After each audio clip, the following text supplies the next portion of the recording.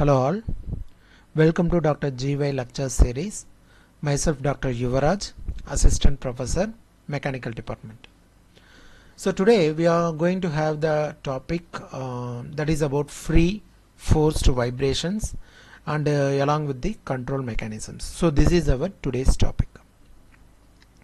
So generally vibration is nothing but the object which can able to displace from its equilibrium position either by means of some external force or either by means of some natural phenomena. Okay, so because of that the vibration will happen. So vibration is a serious effort, it is a serious effect on in mechanical systems. Like since we are designing the components, we having IC engine, we having machining equipments, we having so many manufacturing equipments.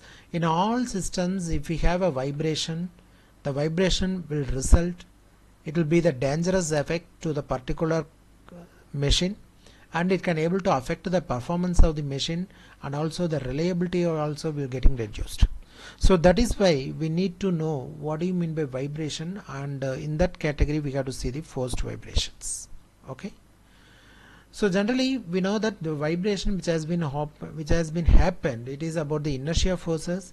It can able to give either by acceleration or either by deceleration of the reciprocating masses in the engine components. Because of that the vibration will happen. So that is how we need to track about the vibrations. So today's topic, it is about the inertia forces and D'Alembert's principle, and following that inertia force analysis in reciprocating engine, and along with that crankshaft torque. So based upon these three different topics, we are trying to analyze the components vibration. So here it is a Newton's first law of motion. So for any forces principle, we have to follow the basic law is about the Newton's law. So without knowing the Newton's law, we are not supposed to track about their vibration systems. So that is how we need to track about this one. Okay, so according to Newton's first law of motion, an object is at rest will remain at rest.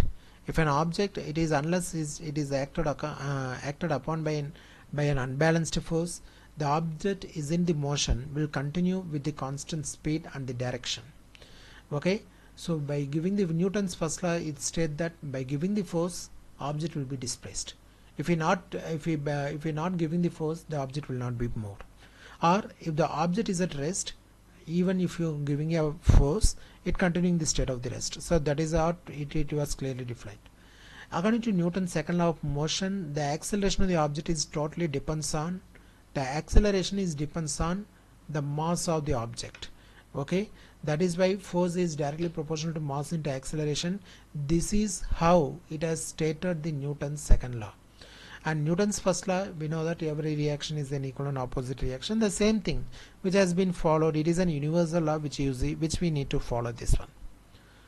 So according to the principle of superposition, what do you mean by superposition? Superposition means, for example, if the number of external forces and the inertia forces acting on a mechanism are too much of the graphical solution which has been given, or it has been given, in that case we can able to applying the method of the superposition. Either we can using the superposition of the entire system, which can be broken up into the problems where n is a number of the forces by considering the external and the inertia forces of the each link individually.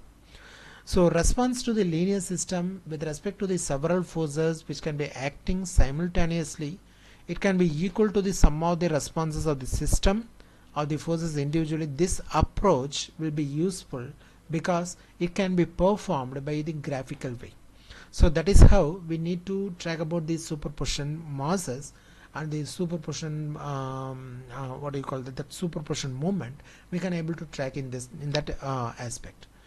Okay, and when here according to the D'Alembert's principle, he states that the difference between the forces acting on a system and the time derivatives of the moment of the system, it can at any virtual displacement consistent with the constraints of the system is zero.